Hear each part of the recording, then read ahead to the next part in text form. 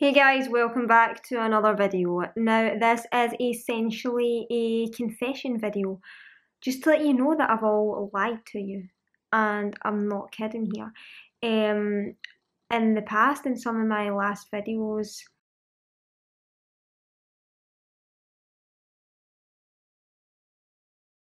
well, I didn't lie in the video essentially, but I lied about the progress that I was making.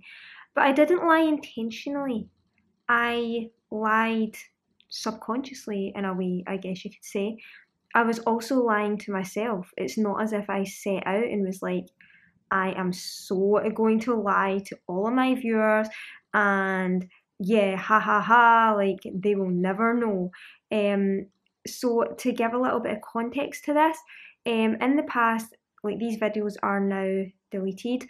I made some sort of what I eat in a day videos as a vegan.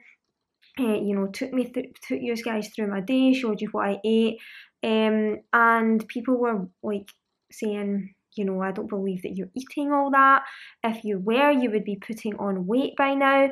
And yeah, you're right. I would have probably put on weight if I had ate all that. But the thing is, I did eat it, but I didn't eat that amount consistently. Now, what was happening with me is that I was eating good amount of food and I started to see some progress, some weight gain, whatever, and all of a sudden, like, something would happen and I would, like, freak out. The eating disorder would absolutely, like, just put its claws into my brain again, and I would, restrict again or not eat as much, or do a little bit extra exercise to compensate. So anytime that I would take two steps forward, I would then not just take one step back, but two steps back. So I was always in the same place, So I would make a bit of progress, and then, the like fear would just set in, the eating disorder would rear its ugly head, and I would not be able to maintain my fight and I would be right back to square one again. So for like pretty much a year now since I've been on YouTube, I've just basically been spinning my wheels. I have made a bit of progress, but then that progress has dwindled. And so I've not actually lied. Well, I have kind of, I didn't lie about what I ate, but I lied about the consistency of that. It's not what I ate on a daily basis. It's what I wish that I could have, but I didn't. And I also lied about the progress that I was making. Now, don't get me wrong, I actually feel that psychologically I have made so much progress over the past year. Actually, so much. Like, I can't actually believe how much, but not enough.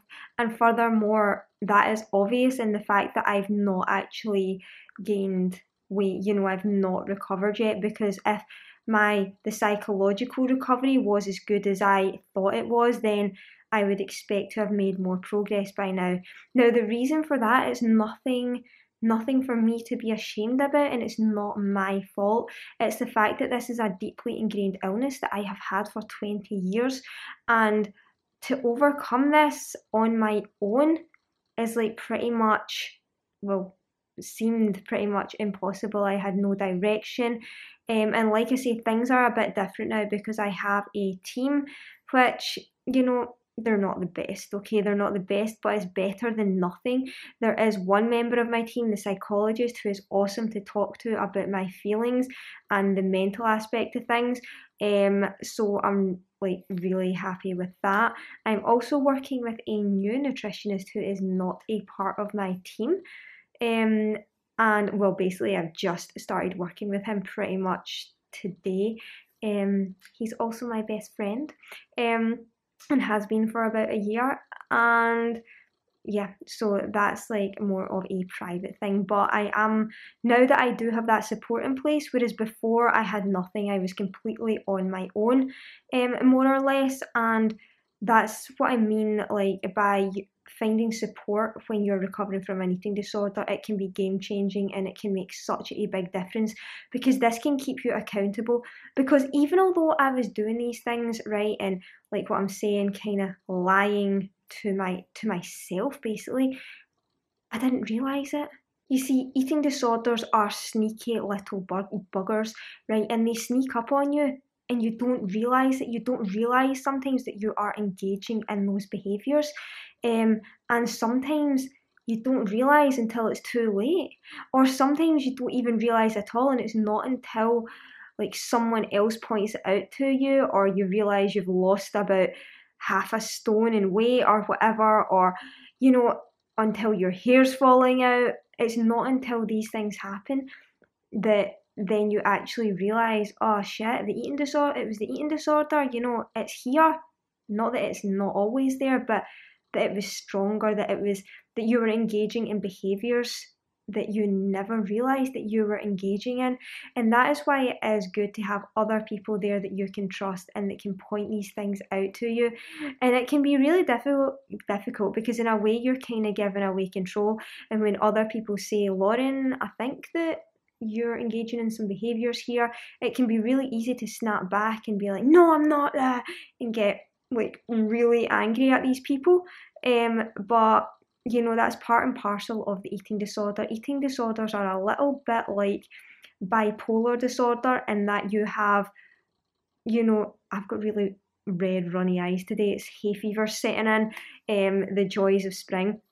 But, you've got like Lauren or whoever you are, and then you've got another voice and another sort of persona, right? So when people say that eating disorders are not a choice, for example,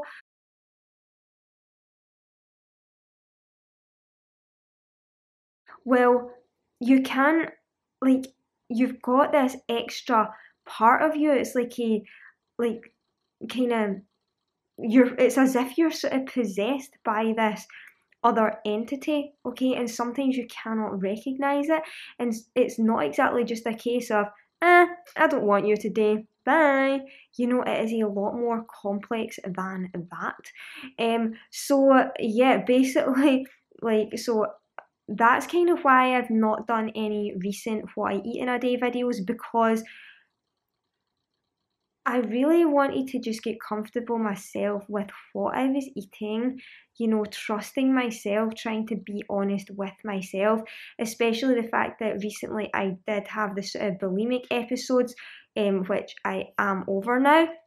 But it was kind of, I really just wanted to try and sort things out for myself rather than be like, hey guys, this is what I eat in a day. And then the next day, like either feeling like I had to lie or not feeling like I had to lie, but just feeling conscious about it. And, I don't know, because I want to put out a good message and a message that other people in recovery can follow and things, and I don't want to put pressure on me, but I also don't want it to come across as a negative message or a untruthful message. Any videos that I want to put out here, I want to display the truth.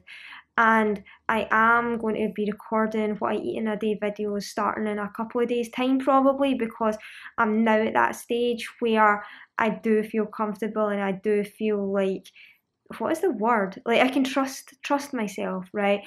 And another reason is because I feel like I'm a bit worried to put out what I eat in a day, is because some people might say, I don't care about people saying, oh, that's not vegan, you're a murderer, or, what about a day that I do eat? Some days I do still maybe eat pretty much fully vegan, and then I can just imagine the comments of people saying, you said that you weren't vegan anymore, yet this is all vegan. Or, people saying, that's not enough to gain weight, you need to eat fucking, like, sausage and bacon and pizza and all this, So this is kind of reasons that I have been avoiding that, because I'm like, I can't be fucked dealing with those comments and explaining my food choices. And to be honest, why should I? But I do feel that these videos can be helpful to other people who are in recovery. I will not give recovery amount, like actual calorie amounts in it and stuff, because I think that people can get attached to that, and try and compete with what I'm eating. But in terms of like the actual foods that I'm eating, they can be good to help other people to see what a diet and eating disorder recovery can look like, and hopefully encourage them to eat like food similar, or to challenge themselves, or to see, just to get an idea. And I really don't care about the negative comments anymore. But yeah, that is now. I had to get myself into a place where I actually felt like that. So yeah, basically, like, I had been like kind of untruthful, and not. I guess rather than lie, you could say I wasn't completely truthful. It's not that I actually lied, I just didn't give the whole picture. I just didn't give you guys the insight into all the shit that I was going through, all the difficulties that I was having, the ups and downs. It was more just the ups, or wow, everything is awesome, when clearly everything was not awesome. And when I held in all the bad stuff, not just here on YouTube, but actually here in my life, I didn't tell anyone else, like my family or anything, keeping that all bottled up, it just eventually just was like, bleh, and like just manifested into a like kind of full blown relapse thing, and then obviously bulimia as well. So yeah, that is that. So there you go. That is my confession for the day.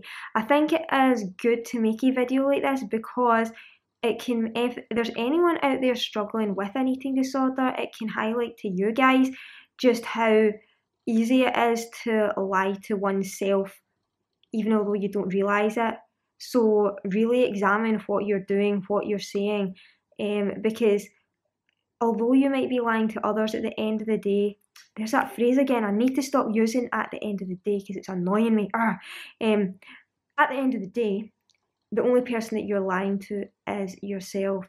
And like I say, eating disorders are sneaky, and sometimes you do not realise it and you do not recognise it. So let me know in the comments below if you have lied, like unconsciously so, if you've just discovered that you are lying to yourself, and how you're going to go over this. Yeah, and I'll talk to you in the comments, guys. Love ya.